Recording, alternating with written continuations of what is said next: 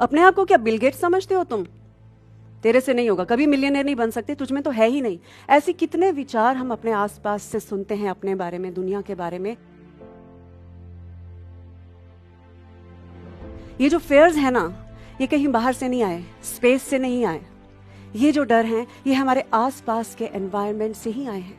आसपास की जो बाहरी दुनिया है, वहां से ही ये फेयर्स हमारे अंदर आए हैं। कितनी बार हमने ऐसा सुना होगा कि ये तेरे बस का नहीं है, तू और एक्टर भूल जा। अपने आप को क्या बिल गेट्स समझते हो तुम? तेरे से नहीं होगा, कभी मिलियनेयर नहीं बन सकते, तुझ में तो है ही नहीं। ऐसे कितने विचार हम अपने आसपास से सुनते हैं अपने बारे में, दुनिया के बारे में, और कब ये सारी बातें हमारी सच्चाई बन जाती हैं, दुनिया की सच्चाई हमारे लिए बन जाती है, हमें इसका पता भी नहीं चलता। और हमें पता भी नहीं चलता कि हम ये भाषा कब बोलने लग जाते हैं, this is not my cup of T, ये मेरे बस का नहीं है, मैं कभी पब्लिक स्पीकिंग नहीं कर सकती, मैं अपनी बात कर रही हूँ, मैं कभी अच्छी इंग्लिश नहीं बोल सकती, ना लिख सकती हूँ।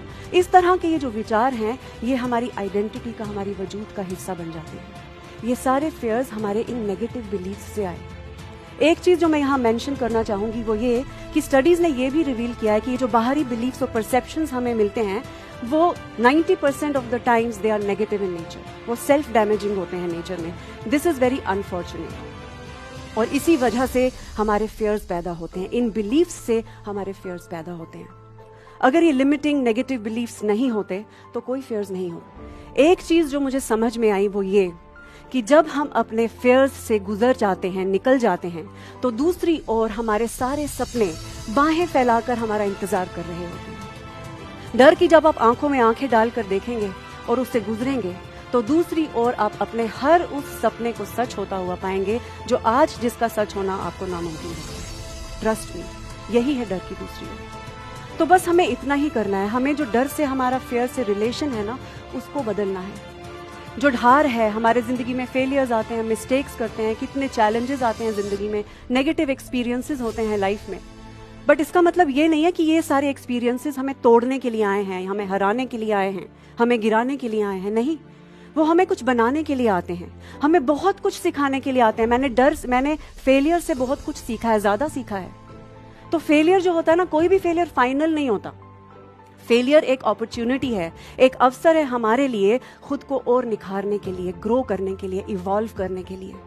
Failure is here to make us better versions of ourselves. ये होता है फेलियर। मैंने फेलियर के साथ ऐसा रिलेशन बना लिया है। हमें भी ऐसी धारणा, ऐसे बिलीव्स अपने फेलियर्स के बारे में, अपनी गलतियों के बारे में, अपने सेटबैक्स, अपने चैलेंजेस के बारे में बनाने होंगे।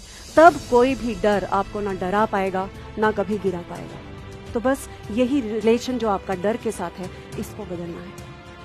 अंत में मैं बस इतना ही आपसे कहना चाहूंगी कि आप अपने अंदर एक ऐसा विश्वास जगा लीजिए, ऐसा बिलीफ जगा लीजिए कि मैं चाहे कितनी भी बार फेल क्यों ना हो जाऊं, कितनी भी बार मैं मिस्टेक्स, कितनी भी गलतियां क्यों ना कर लूं, जिंदगी में कितने भी फेलियर्स क्यों ना आ जाएं, डिसअपॉइंटमेंट्स क्यों ना आ जाएं, चैलेंजेस क्यों ना आ जाएं, लेकिन I will be okay. Trust me, you will be okay.